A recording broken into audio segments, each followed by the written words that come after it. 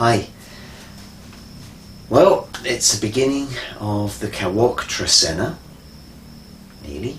Still 13T hash here at the moment, but Kawok is approaching, and I'm back in my study again because, of course, Kawok's approaching, so it's raining outside, of course. So, what's it all about? Well, you know, it's really obvious as we go through life, as we go through so many different systems of knowledge and wisdom and that kind of thing.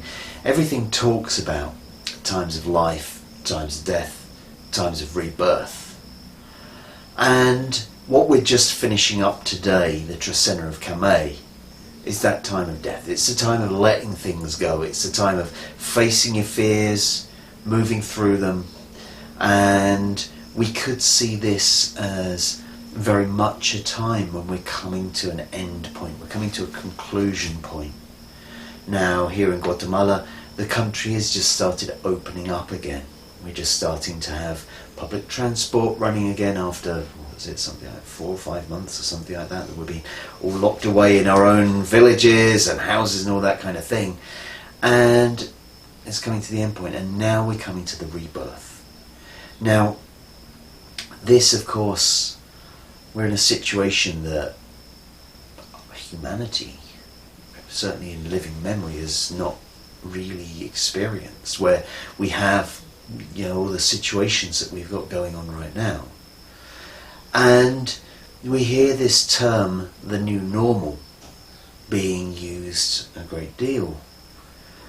And we could see this as a rebirth, as a renewal. And it's all about how we choose to take that birth process, how we choose to make it happen, what we want to bring new in. Because somebody once said to me not so long ago, you know, we just have to think about it as that was the past and that no longer exists anymore. We're going into something new, just as we do every day, just as we do every week, just as we do every Trecena, just as we do every time that we make a decision and move forward. We leave the old stuff behind and we move forward into the new. So it's like, okay, what do you want to take into the new? What do you want to birth into this world? Because now's your opportunity. And one Kawok is literally the time to be birthing this renewal, this new life into the world. It's this time of emergence. You know, if we think about the birth process, the head of the baby appearing. Maybe one Kawok is just the beginning of labour or something like that. But we start to see something new is ready to be born into the world. And this new is you. This new is your new approach to the world. What your new normal is. And of course, I'm sure that we're all going to lament things that we can't do anymore, things that we used to do, the good old days. Well, how long have we been lamenting the good old days? You know, it seems to be, certainly when you get to a certain age, oh, it's not like it used to be. Well, of course it isn't, because everything's changed. Now, okay, we've got changes which have been enforced upon us, and that's a bit different from them being our choices and that. But we're inventive, we're clever beings. We're here to evolve. We're here to work our way around things and work out how we can work with them, how we can bring all of our knowledge, all of our learnings and all that kind of thing, and make the best of it. And here we are, about to bring a new life to the world, about to bring our new life to the world. And this is the moment. This is the opportunity. So as I say, Guatemala is just starting to open up. We're re-emerging. We're emerging from that womb. Maybe through the Kame Trecena. We kind of like put the final nails in the coffin. The old one is gone. That's it. It's done. Now it's time for the new one to emerge. And how are you going to emerge? Are you going to emerge splendorous into your world? Are you going to emerge wonderful into your world? Are you going to be pining for the old world? Or are you going to take this and say, right, okay, let's go forward with it? Because I think this is what the opportunity is. So, we're going to begin with one Kawok, the new birth, literally the newest moment of the new birth. This is the beginning of the birth process. Now the birth process is not always without pain, and of course Kawok is the storm or the rain, and sometimes the storm or the rain can be pretty heavy. I mean, maybe we're in for 2 weeks of rain as well. Who knows quite what's going to happen? But one thing's for sure, life would not exist without the rain. The maize would not emerge from the ground without the rain. It is the midwife to the resurrection, the midwife to the new birth, and it is essential. So it will hold our hand through the process. It doesn't necessarily mean that the process is going to be simple, easy or pain-free. But here it is. It's ready. It's time. It's time to move forward. So 1 Kawok is looking at the potential for new birth, the potential for new life, the potential for bringing the new you into the world. And that's what we're about. This is the rebirth after the death. We've done enough death. Time for rebirth. Okay, so move into something new. And this is a great day to be starting to push, starting to open the way for that new to come in. Kawok days, Kawok, we also ask for the washing away of the obstacles on our path, the opening of the way to allow the rebirth to happen. And so this has that potential. Now, you might still be thinking, well, what am I going to birth into the world? What new things can I have to bring? What's going to make my new world as happy as my old world? What can I bring in there? Well, the one is also the seed, which requires some attention. And sometimes it might need, a little bit of detail added, it might need a little bit of help. And so it's also a day possibly to go out for help from your friends and your family, to ask them to help you to understand how you can bring that into the world, how you can bring something new into the world that's going to be, as I say, part of your new normal. How do you reinvent yourself? What you're bringing out, what best bits of you can come out now that those old bits are no longer relevant. It's been a time of great change, a great turnaround, having to think on our feet, understand the situations that we're facing, come up with solutions for them. And some of those solutions are like, oh, I never thought of it like that before. Well, of course we didn't think of it like that before, because we were never faced with having to think about it. But now that we've seen it, now that we've thought about it, it's like, actually, that's better than it was before. It gives us the opportunity to take that kind of thinking forward. So, from 1 Kawok, we're then going to go into Ajpu. So, Ajpu, the Nawal of the divine path, the hero's journey. Ajpu, the spiritual path that we all take.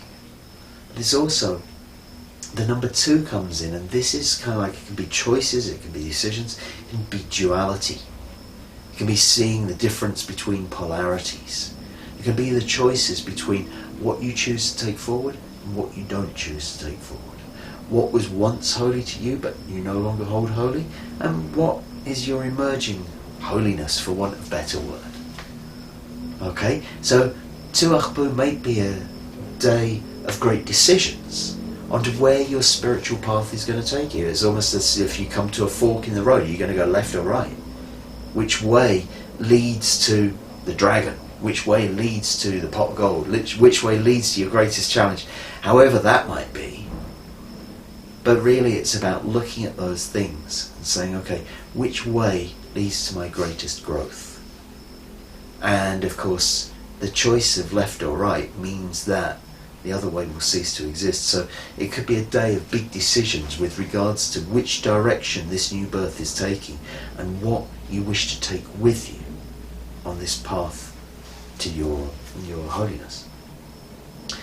From to Ajpu, we're then going to go into 3 Imox. So Imox, the dream, Imox, the water, Imox, the lake. Imox is going to bring us that dream. And once again, when we look at it with the number 3, we're going inside, we're looking at home, we're looking at our inner world. What's our inner dream? And it's a really important thing. Again, we're going to birth our new selves, our new normal, our new person. Our rebirth is coming out into the world in these 13 days. We've got to focus on the dreams that we hold within us.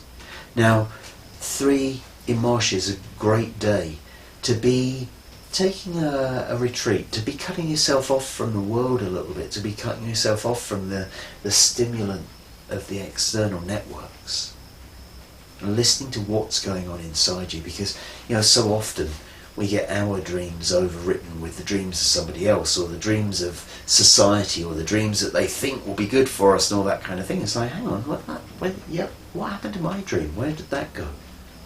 Three Imox gives you the opportunity to go inside and look for it.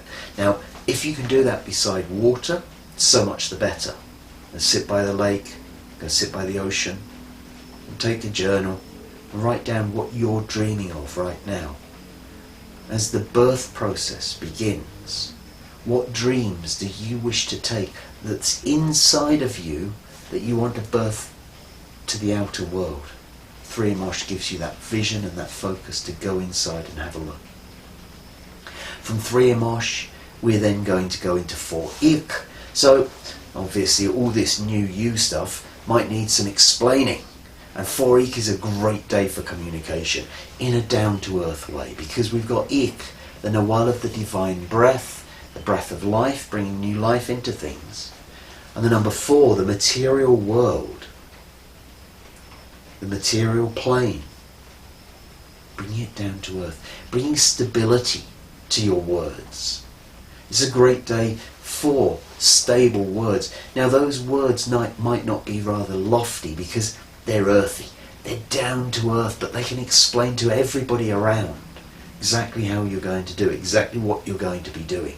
So if you need to, let's say, pitch your idea to everybody,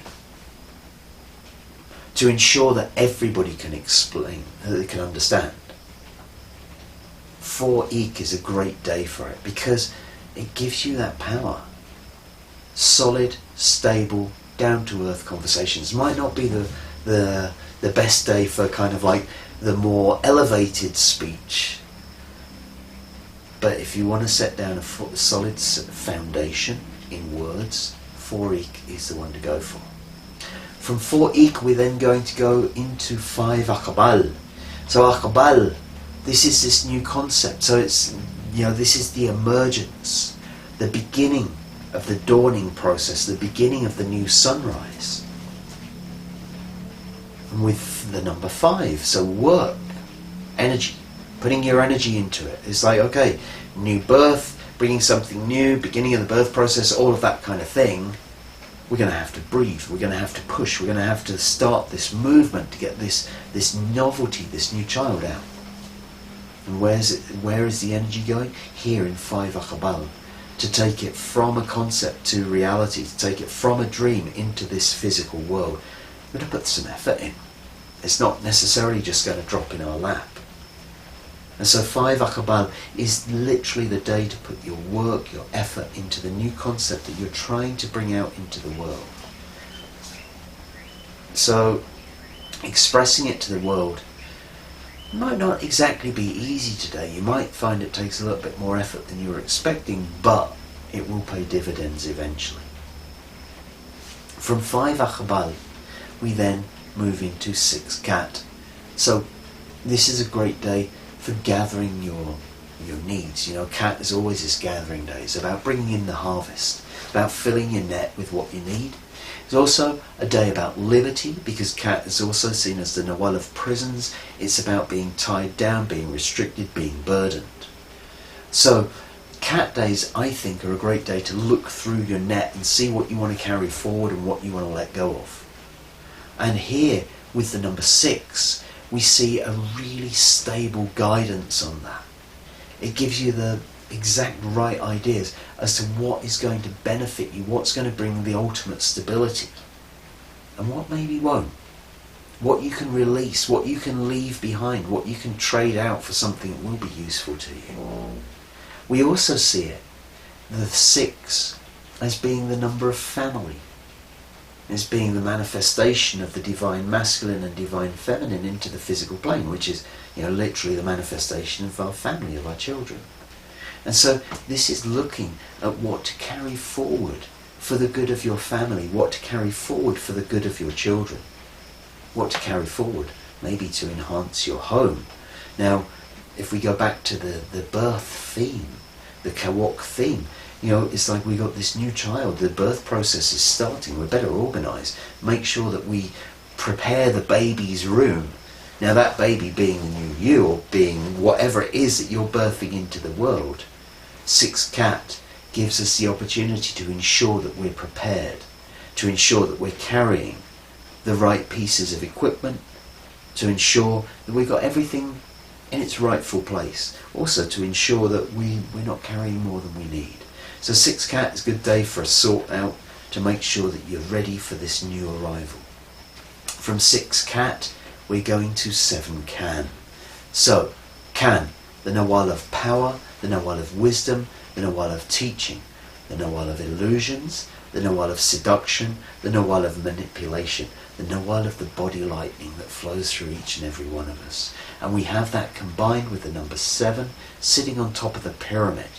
The number 7 representing endings, representing death. So, several ways that we can put all that together. The end of the illusion, the death of the illusion, the end of the power, maybe the power that's been over us, the ability to see through the illusion. 7 is also about choices and decisions. It's about choices as to how you choose to wield your power, how you choose to use your wisdom. Can is also the teacher, and as the teacher I see the one who empowers others through wisdom. That's the highest form of Can. Of course the other side of Can is a bit more sneaky and manipulative. But when we put that Can on top of the pyramid, when we put it in its highest aspect, it's quite possible that this might be a day of revelation. At the end of the illusion, as I say, when we start to see through the things that maybe those people who wish to have power over us are using as an illusion. 7 Can is the day of revelation. From 7 Can, we then go into 8 Kame. Now, 8 Kame, I think I've maybe said before, I see 8 Kame as a wedding day. It is the celebration of the ancestors.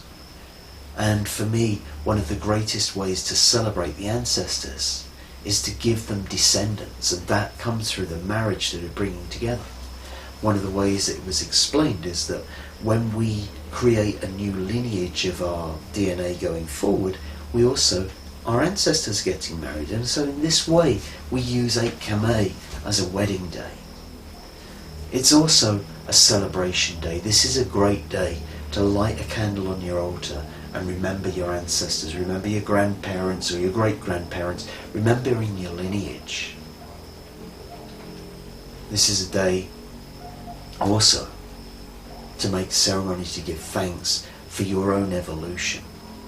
Kame is about the transformation. It's about moving through your fears, moving forwards through the things that you fear in order to elevate, in order to transform.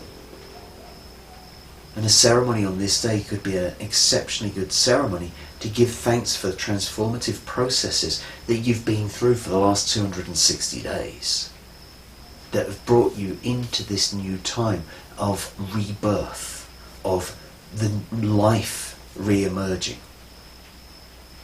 From 8 Kame, we move into 9 Kirch. 9 Kirch. This is the one that I sometimes think of like it's an association with tarot cards.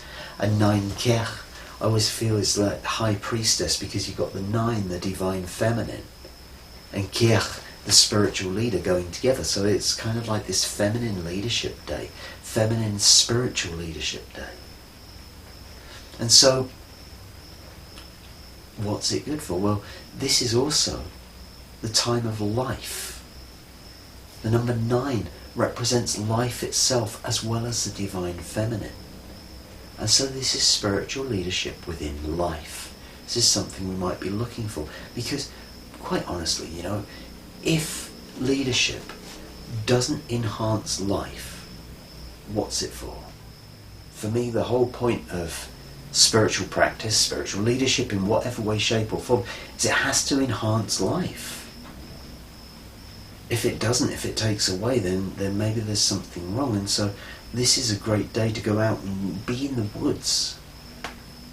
Connect with nature.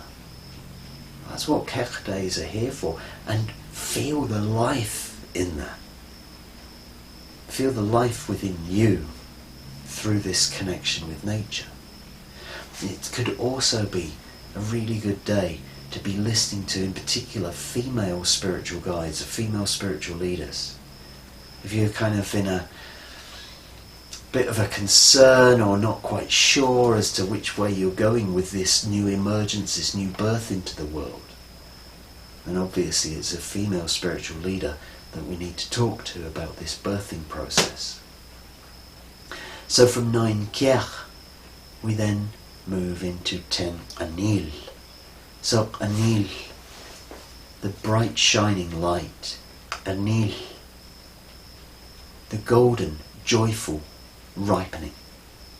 And this is with the number 10. The community, cooperation. This is working together to ripen, working together to bring joy. Now, whether it's the right time of year or not, I mean, this is, I know certainly in England where I come from, I would imagine that harvest should be in full swing right now, and harvest was always very much a community thing, people getting together. People would go and work temporarily on the farms, straw carting or driving tractors or whatever to bring in the harvest. And this I see as, this is my picture with Ten Kanil. This is working together to bring in that abundance, working with your community in order to ripen. Now, this is not just the ripening of the plants. Of course, Kanil days are great days to get out in your garden. But it's the ripening of you. It's the ripening of your community in particular. It's seeing how we each play an integral part of our community. And through our joint efforts, we can bring ourselves and others to ripeness. 10 Anil is a great day for a socially distanced, if you must, but get together with your community in order to bring out that joy, in order to bring out that ripeness. From 10 Anil, we're then going into 11 Toch. So, again, Anil, we receive the abundance, the joy. Toch, we're giving something back. We're tithing, giving a little back to the community. And Toch, making our fire, making our ceremony, giving back in one way or another. It's literally, the kind of like, we could see it as like the harvest festival, the offerings, the prayers, the ceremony following the harvest. So 11 Toch, well, 11 going around all over the place, so many different directions, so many different ways to act in service, to give. And so you may find yourself almost maybe a little confused as to which way you're supposed to be working on that day, how you're supposed to be giving. But quite honestly, if you give with an open heart, if you choose to look after the people around you, the community around you, then Toch will make sure that your payment comes back to you in the way of good health, because that's what Toch does. It looks after our health when we're looking after each other. So, as usual, right now I'm going to put subtitles on this and show you some links to help the people here in Guatemala if you so choose to. They'll also be on the page and at the end so that you can find a way of giving should you wish to. And if you do, thank you very much on behalf of the people of San Pablo and San Marcos for your donation. From 11 Toch, we then move into 12 Tz'i. So Tz'i, faith, loyalty, justice, law, all of those things coming together, unconditional love. These are all the things that Tz'i represents. And we see it here with the number 12. Well, the number 12 is life experience. It's about bundling all of those experiences together in one thing. And so when we see that put together, there could well be a day where you call on your life experience in order to guide you. You call on your life experience in order to guide somebody else. You call on your life experience to bring you faith to go forward. Tz'i days are sometimes testing. Sometimes they're days of temptation. We don't know quite what's going to happen. But here you are, having lived through everything that you've lived through, with the life experiences that you've got. And 12 Tz'i is saying, right, okay, if you're losing faith, draw on your life experience. What happened last time? Because maybe you can apply that logic to this situation. It's also about bundling it together to recognize the unconditional love of the situation as well. Tz'i can be our guide. A high-numbered Tz'i day may bring in its way a great temptation as well. But your life experience should see you through in that situation. And from 12 Tz'i, we're then going to go into 13 bats. Hugely, highly creative day. Very exciting day in its way. A day for art projects. A day to get your creativity, your creation out there. A day to connect with the ancestors, to connect with spirit, in order to bring that creativity out. So, with Ganil days, I like to be able to take some time in the garden. With Bats days, I'm looking at my creative projects, I'm looking at my writing or my photography or music or whatever else it is that stirs that creative spirit within.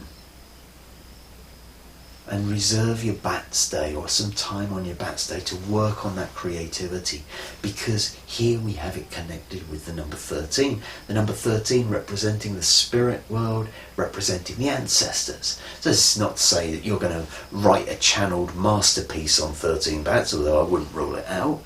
It's more a case of like, look, everything is aligned to bring the highest power of the creative essence on this day.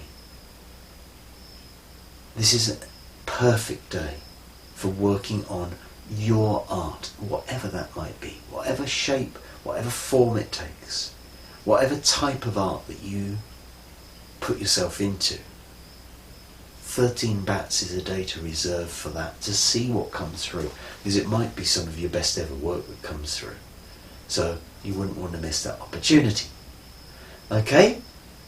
So, that's the Trecena of Kawok. Thanks very much for listening, and I'll see you again in 13 days' time for the Trecena of Air. Thank you.